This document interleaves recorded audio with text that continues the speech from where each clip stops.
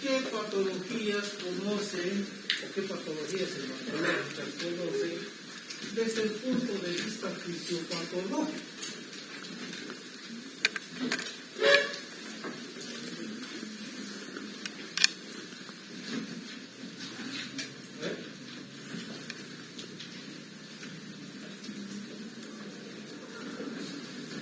¿Nadie?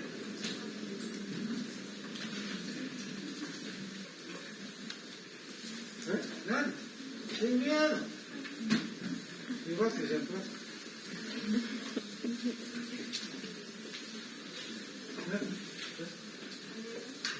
¿Ya?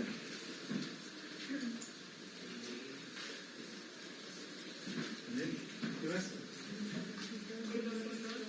Ya. Pues vamos a poner como una polilobulia y dentro una herida. Bien. ¿Qué más?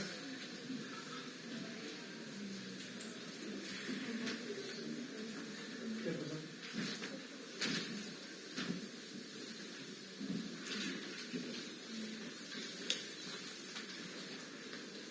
Perfectamente. ¿Cuál es el tema? Anemia, poliglobulia, eritrocitosis, ¿qué más? Bien, leucemia.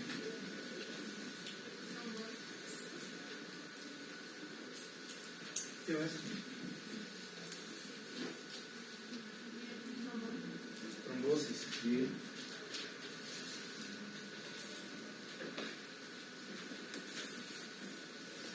Bien.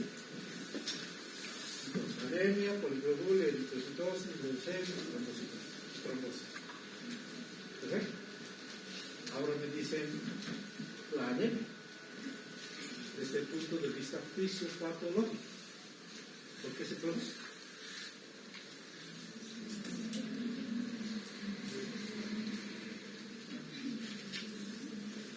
Amiccione, bien, fisiopatología.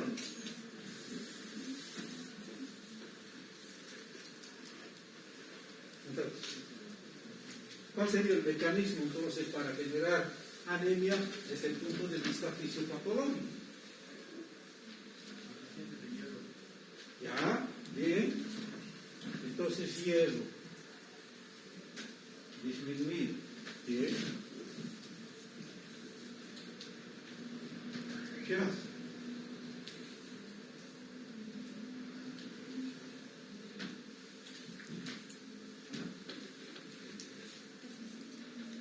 Una hipoalbuminemia, una disminución de proteínas, generará anemia.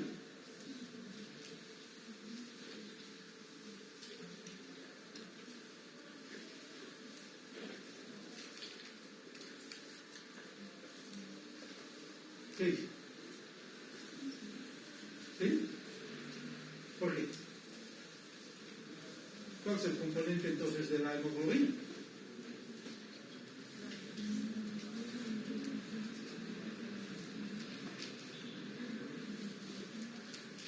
Nadie. ¿Cuál es el componente de la hemoglobina?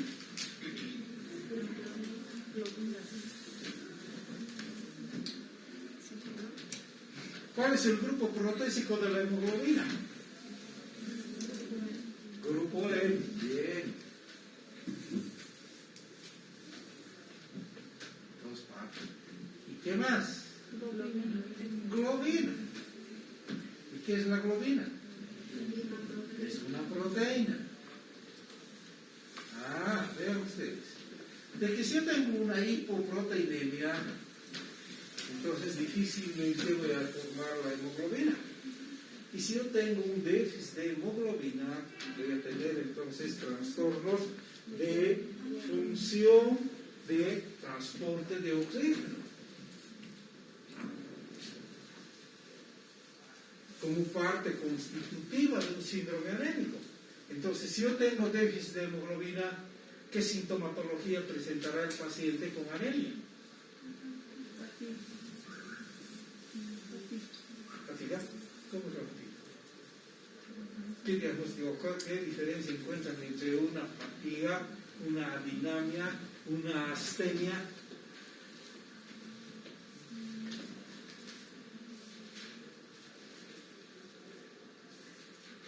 parte de su propedéutica clínica.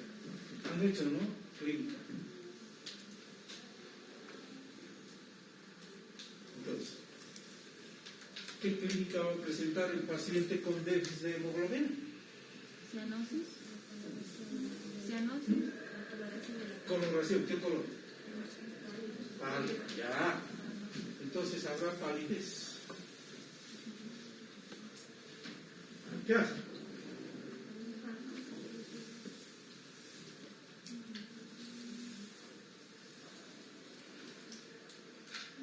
No. Entonces, jóvenes, a las próximas clases siempre repasen su fisiopatología. En todas las clases hablo de fisiopatología.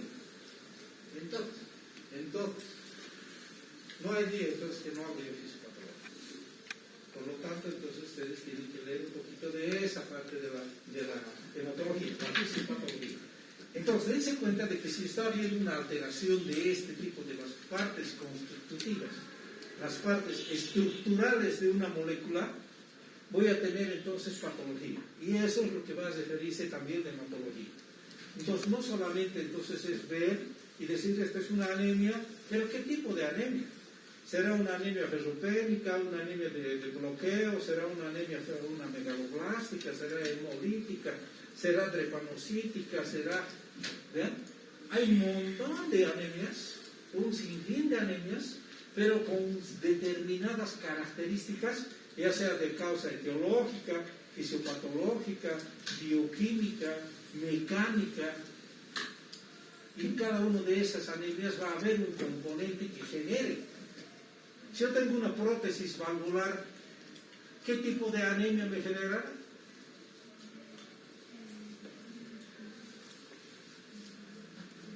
¿Ven ustedes? El paciente está generando hemoglobina, tiene su componente normal, sus cifras normales de proteínas, pero está teniendo anemia. Entonces, hacen ustedes el diagnóstico y hacen la revisión y se percatan de que ese paciente había tenido una válvula protésica. Entonces, ¿qué tipo de anemia estará haciendo?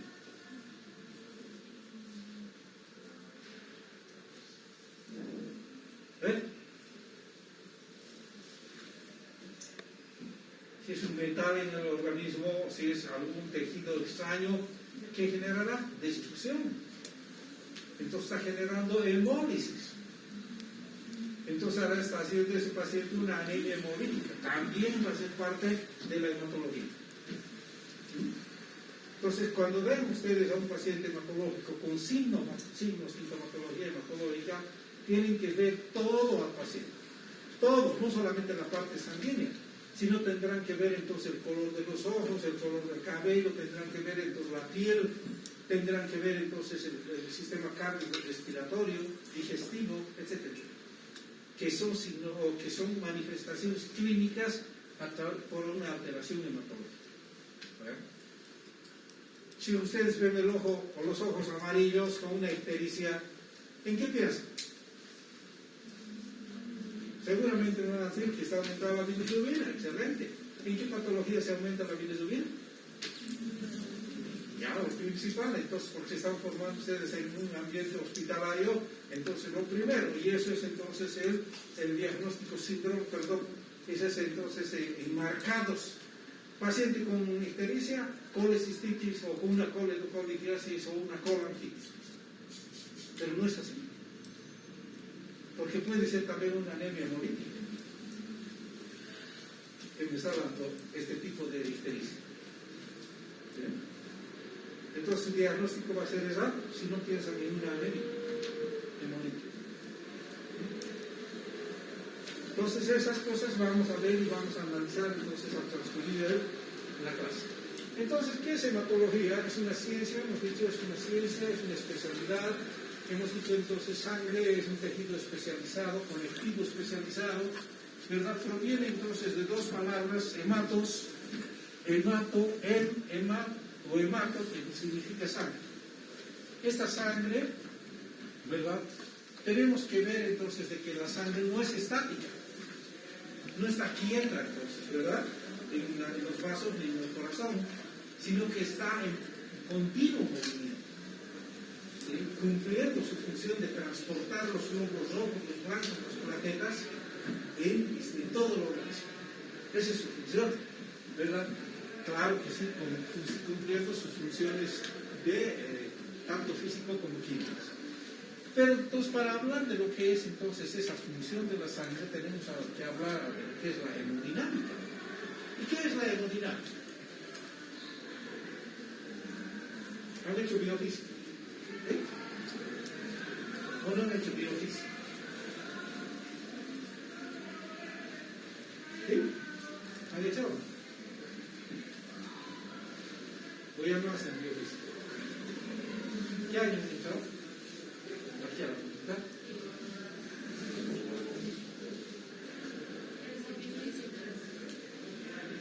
Hemodinámica es parte entonces de la física que se refiere al movimiento de los fluidos. Es una hemodinámica. Y la sangre es un fluido.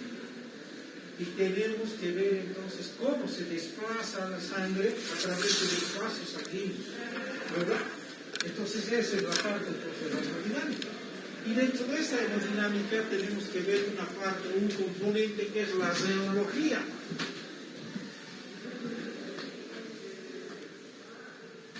Y hablamos de la zeología sanguínea. ¿Y qué significa zeología sanguínea? No es nada más que la consistencia de esos fluidos. La consistencia de los fluidos determinadas por dos características físicas de la sangre. Uno que es la viscosidad de la sangre y otro la elasticidad que tienen los vasos, los vasos y también los glóbulos rojos, los leucocitos y las plaquetas. ¿Bien? Porque si los glóbulos rojos son rígidos, entonces, ¿qué pasará? Se destruyen con facilidad. Pues todas esas características hablan de la hemodinámica en relación a lo que es la zeología sanguínea. ¿Está bien? ¿Está claro hasta aquí? ¿No hay inconveniente? Tenemos que ver también entonces de qué este componente sanguíneo se divide en dos porciones, ¿verdad? Celulares y bioplasma. El componente celular dado por qué? Glóbulos rojos, glóbulos blancos y plaquetas.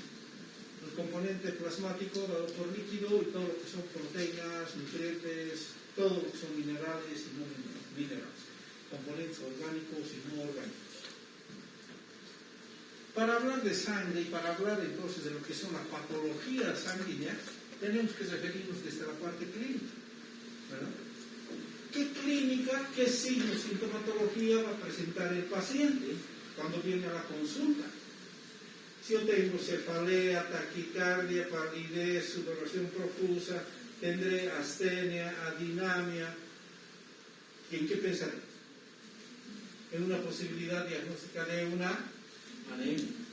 ¿Sí? Si tengo entonces palidez, taquicardia, tengo ganglios infartados en mi cuello, tengo adinamia, pérdida de peso, ¿en qué pensaré? Leucemia. En una leucemia. ¿Bien?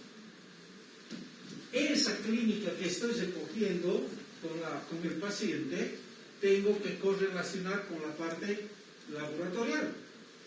Y para mi laboratorio, para descartar y confirmar mi diagnóstico, tendré que pedir una biometría hemática, un hemograma completo. ¿Sí? Y en ello me voy a tener que correlacionar entonces de esa clínica con el laboratorio. ¿Sí? Si yo tengo, hemos dicho de que hay adenopatía, ¿sí? Y si estoy hablando yo de adenopatía, me estoy hablando de qué tejido, del tejido linfático. Y ese tejido linfático, ¿qué es lo que me va a proporcionar? ¿Aumento de qué? De linfocitos o de leucocitos. Entonces, dense cuenta de que estoy correlacionando, si estoy encontrando infartación ganglionar, estoy viendo mi laboratorio, aumento de linfocitos, digamos 80%, con formación de blastos en sangre periférica, ¿vean? Ya me está dando una pauta para pensar en un linfoma Hodgkin, no Hodgkin, o en una leucemia. Por eso tengo que correlacionar mi parte clínica con el laboratorio. Y al mismo tiempo tengo que correlacionar con el gabinete que voy a pedir a mi paciente. Pediré una radiografía de tórax, una tomografía, una imágenes de resonancia magnética, o dependiendo entonces qué es lo que me oferta la institución para solicitar laboratorios. Todo ello tengo que pedir para confirmar, para fortalecer mi diagnóstico. ¿Sí? Eso es lo que se tiene que hacer y eso es lo que van a hacer en la clínica ustedes. Cuando vayan a la consulta, ustedes van a hacer eso. Les sentaré paciente, verán mi historia clínica, verán entonces el hemograma, pedirán entonces los laboratorios, interpretarán y listo. Eso es lo que tienen que hacer en la parte clínica. Entonces, vayamos a ver. Ciencia que comprende entonces que la etiología, hemos indicado, ¿la etiología de qué? De la patología hematológica. Ya hemos explicado. El diagnóstico que se tiene que hacer a través de qué? De la clínica, del laboratorio y de los gabinetes. El tratamiento que se va a instaurar en el paciente tiene que ser dependiendo del tipo de paciente. Si será entonces en un lactante, en un niño, en un adolescente, en un adulto, en un viejo. No es el mismo tratamiento, ¿verdad? No puede ser el mismo tratamiento para todos, entonces lo mismo se lo da. No. Entonces tienen que valorar el tipo de tratamiento que se va a instaurar en el paciente, el pronóstico que se le va a dar al paciente, el pronóstico de algunas leucemias y de linfomas en los lactantes a veces es mucho más de un pronóstico malo con relación a una de mayor edad. ¿Ya? O a la inversa. Entonces los niños responden adecuadamente a la terapia que se le da y el adulto se fallece. Entonces no responde adecuadamente entonces al tratamiento. Por ello entonces el tratamiento tiene que ser adecuado y el pronóstico está en relación al grado de diagnóstico que se le va a dar. Si es un diagnóstico precoz, excelente, pues no como sucede por decirlo en un cáncer de cuello o de un cervix, ¿verdad? Si es entonces en un grado mínimo, pues el tratamiento va a ser adecuado. Pero si ya está en un grado 3, etcétera, 4, con metástasis, ya, pues, se la podrá salvar, pero tenemos el riesgo de que fallezca. ¿Ya? Y la prevención de enfermedades de la sangre y órganos hematoproyectores. Entonces tenemos de que antes de que se establezca una anemia o cualquier patología, tenemos que hacer medidas preventivas, ¿verdad? Entonces evitaremos en todo paciente de que haya consumo de bebidas, de tóxicos, que tenga una buena alimentación, que reciba buenas vacunas, será el tratamiento adecuado entonces de un HP, etc. Yo tengo un HP gástrico, hay cierta relación con qué patologías. Han hecho gastroenterología. ¿Sí? La presencia de HP se relaciona con patología hematológica. ¿Qué tipo de patologías?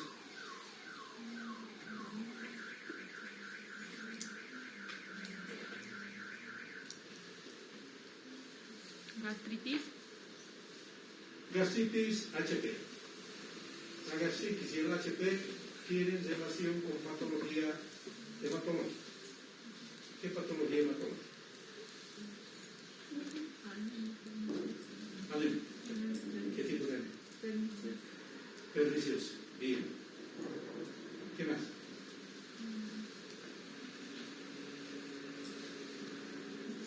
Leucemias y linfomas. Hay uno que se denomina linfoma mal, que está en relación entonces a trastornos gastrointestinales, HP. Entonces eso vamos a ver ya al avanzar. Esto pues hemos indicado del griego hema, sangre, logia estudio, que hemos indicado acá, estudio de la sangre, especialidad médica, dedicada al tratamiento de pacientes con enfermedad, con enfermedades hematológicas, ¿verdad? Y se encarga del estudio de la investigación de la sangre y de los órganos hematopoyéticos, médula, ganglios, vasos, lo que hemos hablado. Entonces no nos vamos a detener. Y también entonces hemos indicado de que dentro de la hematología se va a dividir en dos porciones. Uno que es la hematología clínica, que se va a dedicar entonces al manejo de las enfermedades hematológicas. Y otro que es la parte de que es la hemoterapia. ¿Y qué es la hemoterapia? Es la hemodinámica. ¿Cómo van a administrar los glóbulos rojos? Si van a administrar entonces sangre completa, si van a administrar glóbulos rojos libres, si solamente han de administrar plasma congelado o solo plaquetas, con qué velocidad, cómo tiene que almacenarse la sangre en un componente o en un banco de sangre, cuándo se tiene que administrar, quiénes son los donantes, etc. Eso es lo que va a hacer la hemoterapia, ¿verdad? Y cómo también van a realizar la transfusión sanguínea, a quiénes van a ser realizadas entonces la transfusión sanguínea, quiénes son los candidatos para recibir entonces sangre, etc. Eso es entonces la hemoterapia, ¿ya? Pero no vamos a dejarlo suelto a la hemoterapia, sino que tiene que correlacionarse con la parte clínica. Es cierto de que hay ahora una carrera de hemoterapia donde ciertos, y salen como técnicos como hemoterapia, que solamente manejan la sangre, administran la sangre. Pero eso es bajo la atención y bajo la supervisión de quién, de un hematólogo. ¿Sí? Siempre entonces el hematólogo va a estar supervisando entonces cómo y cuándo se va a administrar entonces la sangre. Parte de la medicina que se va a tocar la fisiología de la sangre, órganos hematopoyéticos, estudio clínico biológico de las enfermedades, realización e interpretación de las pruebas analíticas y todos los aspectos relacionados con la medicina transfusional que hemos indicado cómo, cuándo, dónde se va a realizar la transfusión sanguínea. ¿Por qué es importante la hematología? ¿Por qué es importante? ¿Por qué creen que es importante la hematología? Porque si no fuera importante, les digo ya, esta asignatura se anula de la carrera y listo. ¿Por qué creen?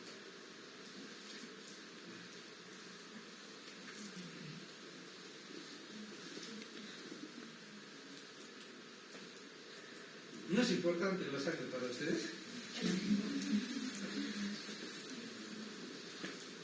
Este dice, no tienes sangre en la cara. ¿Por qué creen que dice eso? Son sinvergüenza. No se ponen rojos. Entonces, el pudor, el rubor, entonces, ¿quién le da? Pues la sangre.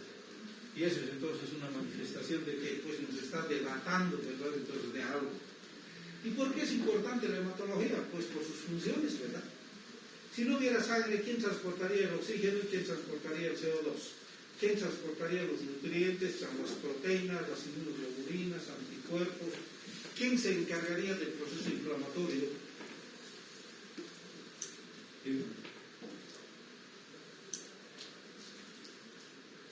Entonces, necesariamente la sangre, pues entonces es el elemento, es el tejido especializado que va a cumplir todas esas funciones y va a poner en contacto entonces el medio interno con el medio externo a través de la sangre. ¿Sí? A través del medio ambiente está ingresando el oxígeno, llega a mis fosas nasales, llegan hasta mis alveolos, a nivel de mis alveolos llega entonces el oxígeno, atraviesa la membrana del vaso, atraviesa la membrana del glóbulo rojo, busca entonces los elementos constitutivos de mi hemoglobina, forma la oxihemoglobina, se transporta hacia los tejidos y da vitalidad, energía, vida. Sin sangre, ¿qué hacemos? Nada. Solamente entonces el componente entonces, de todo lo que son los tejidos, la formación de CO2, ¿sí? Por formación entonces ya por formación anaeróbica, formación de ácido láctico, etcétera, etcétera, toxicidad. ¿No? Entonces, dense cuenta la importancia que se tiene entonces por la memoria. Por eso es importante. Por ser especialidad, realiza el análisis de la concentración, la estructura y la función de las células de la sangre. Entonces, no solamente nos decimos y nos conformamos con decir este es el glóbulo rojo, este es el blanco, esta es la plaqueta y este es el plasma, sino que tenemos que ver la constitución, la estructura del glóbulo rojo, del blanco, de la plaqueta y del plasma para generar entonces lo que es la especialidad. ¿Sí? ¿Cuántas capas tendrá entonces? A ver, dígame alguien cuál es la estructura del globo. ¿Vamos, no? ¿Cuál es la estructura del glóbulo rojo? ¿Y por qué se llama glóbulo rojo?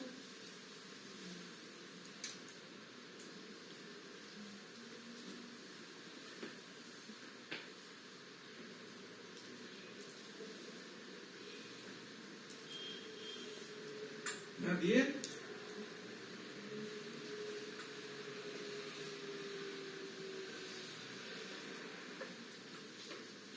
El glóbulo rojo es una célula. ¿Sí? ¿Cuáles son las condiciones de una célula para que tenga vida?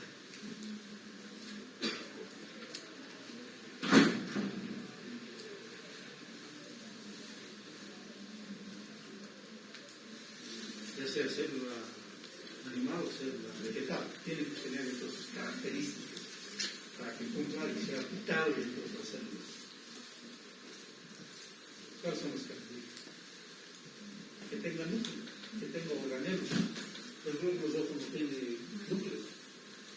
¿Y por qué se llama célula? Porque están diciendo ustedes cuando me dicen, es un eritrocito. ¿Sí? Eritrocito.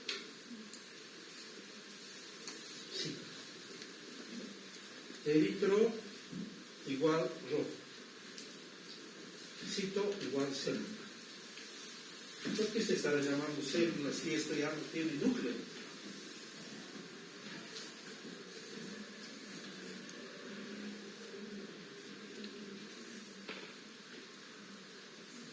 Para que sea célula tiene que dividirse.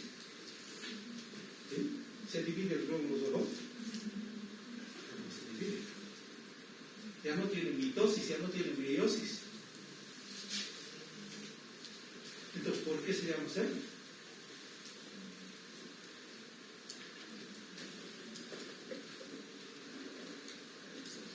No. Están muriendo de a poquito. Como la vela. ¿Qué ha pasado? ¿Están cansados? ¿De qué asignatura han salido? ¿De pediatría? ¿De qué? ¿Nivel? Entonces, dense cuenta de que para mí es eso lo importante, ¿verdad? Y las técnicas de biología molecular. Les había indicado como asignatura precedente lo que era la biología celular y la biología molecular. A ello se va a sumar entonces la parte bioquímica, que son moléculas constitutivas de las proteínas, hidratos, lípidos, etc. Nucleoproteínas, etc. ¿Sí? Todo eso, ¿para qué me sirve? Para conocer la estructura de la membrana del glóbulo rojo. Porque se van a dar cuenta entonces de que esa estructura bioquímica molecular del glóbulo rojo, para mí es importante para que se mantenga íntegra el glóbulo rojo. Me han dicho a alguien de ustedes de que tiene la forma de un disco bicóncavo, ¿verdad? Ese disco bicóncavo tiene que mantenerse para cumplir esta función de transporte de oxígeno, porque si se vuelve un esferocito, un equinocito o cualquiera en su estructura, ¿sí? Está viendo un anís o una poiquilocitosis, entonces ese glóbulo rojo ya no va a cumplir la misma función de transportar el oxígeno adecuadamente. Para eso me sirve entonces esta parte de la hematología, para ver los componentes químicos, estructurales, físicos del glóbulo rojo y de la sangre. Por eso es importante entonces estudiar esta parte de la parte de la medicina y la hematología. ¿Sí? Además tengo que ver entonces la parte molecular en su formación genética, ¿verdad? Si estoy hablando de una eritroblastosis fetal, ¿qué será eritroblastosis? ¿Qué creen que es la eritroblastosis fetal?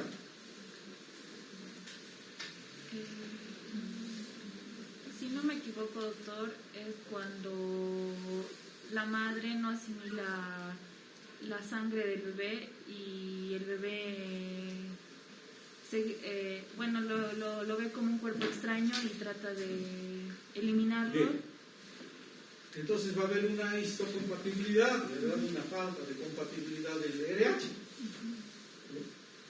Y te voy a decir una cosa, aunque te equivoques, participa. Y todos ustedes, aunque se equivoquen, participen. Porque de esa forma van a aprender. ¿Sí? A mí me gusta que participen, ya se ha dicho desde el principio, van a participar, tienen que participar. Tienen que participar, porque de esa forma entonces van a salir de las dudas. Y me gusta entonces que haya, aunque me equivoque o no me equivoque, tengo que vertir una. Yo no me voy a enojar, no le voy a gritar, no me voy a pedir nada. Para eso están acá. Bien. Entonces, dense cuenta de que cuando yo estoy hablando de un aspecto molecular, ¿verdad? Me estoy refiriendo entonces a qué? A los genes, a los cromosomas, a los losis, a las mutaciones, translocaciones, todo lo que se refiere entonces al material genético, al intercambio de material genético, que vamos a ver posteriormente cuán importante es cuando hablemos de oncohematología. Leucemias, linfomas, gamapatías, todo lo que son entonces Heller-Danlos, etcétera, son trastornos de tipo molecular. Y esa es la tercera, es el tercer parcial, oncohematología. Todo es netamente de tipo genético. Bien, y la esencia de la especialidad es la integración de la clínica con el laboratorio, que hemos indicado. Esto no puede ser entonces separado. Siempre tenemos que tener estos dos conceptos, clínica y laboratorio, ¿sí? Y hacer la integración y tener un diagnóstico adecuado. Bueno, ¿está bien? Ya hemos indicado los prefijos hemato, que significa sangre, y el logos tratado esto. Eso ya no vamos a repetir, que hemos referido todo esto en Instagram. ¿Cuál es la condición necesaria, importante, necesaria para conocer en su total cabalidad sobre las asignaturas precedentes? ¿Sí? Para que entiendan la hematología, es necesario que sepan embriología. ¿Por qué? ¿Para qué? Tienen que saber entonces en qué semana se va a formar entonces la médula ósea. ¿En qué semana se va a generar los glóbulos óseos? ¿En qué semana se van a generar los reticulocitos? ¿En qué semana se van a formar entonces el periodo de angiogénesis en la formación del canal medular? Entonces tendrán que integrar médula ósea con tejido óseo para formar entonces el sistema hematopoyético. Para eso me sirve la embriología. La histología lo propio, ¿verdad? ¿Qué tipo de tejido? Ya alguien había dicho que es un tejido especializado, ¿verdad? Formación, tipos de entonces en la estructura de las células, la fisiología y la fisiopatología. ¿Qué funciones va a cumplir los glóbulos ojos, la sangre, la fisiopatología, todo lo que son las patologías, entonces, y los mecanismos de producción entonces, de la patología, de los signos y síntomas entonces de la anemia, de la leucemia, el linfoma, etc. La bioquímica, ¿vean? La bioquímica, la patología quirúrgica. Estamos refiriéndonos entonces a procesos de ¿qué? De necrosis, de apoptosis. Han dicho todo de patología quirúrgica, ¿verdad? Porque es apoptosis, todo. Y las asignaturas clínicas que van a integrar todo lo que es gastro, neumo, cardio, etcétera, a todo lo que es hematología. ¿Qué es la sangre? Ya os he indicado. ¿Qué es la sangre? Un tejido conectivo especializado con funciones físico-químicas. Y no se olviden. Y viene entonces del latín sanguis, que significa suave. ¿Alguien ha tocado la sangre? Sí. Es como agarrar terciopelo. ¿Sí? Suave, ya que tiene entonces esta textura al tocar. Tejido cuyas células poco transformadas se llaman. ¿Por qué se llamarán glóbulos?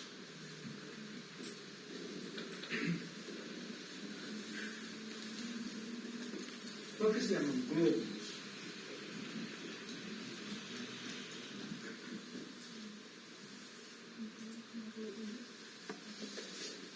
Cuando se estaban haciendo entonces los estudios con respecto a sangre, se había tomado 2 muestras, entonces, ¿verdad? Y en el examen que se hizo se encontró una placa que tenía entonces esta forma, ¿verdad? Fueron entonces unas esferitas. Y dijeron entonces estos son glóbulos. Entonces, cuando esta placa fue sumergida entonces a un tejido con una solución hiperosmolar, comenzaron a hincharse y a desintegrarse. Y luego a otro estudio, y pues colocaron entonces esta placa a un tejido hipoosmolar, entonces se dieron cuenta de que comenzaban entonces a secarse. Pero en el hiperosmolar se deshidrataban los glóbulos. En el hipoosmolar se hinchaban los glóbulos. Y al final, pero en ambos estallaban. ¿Verdad? Entonces, por esas situaciones le dieron entonces a estas células el nombre de glóbulos. ¿Listo? Estos glóbulos rojos, blancos y plaquetas están suspendidos en una solución líquida denominada plasma. Y su densidad del plasma está supeditada ¿a qué? A la concentración de protones. ¿Sí? Elementos orgánicos y elementos inorgánicos del plasma. Y la sangre constituye el medio interno que pone en comunicación las células de los tejidos con el exterior. ¿Qué funciones va a cumplir entonces las células? La sangre. Respiratoria. ¿Por qué? ¿Cómo? ¿Cómo cumple la sangre la función respiratoria? ¿A través de quién?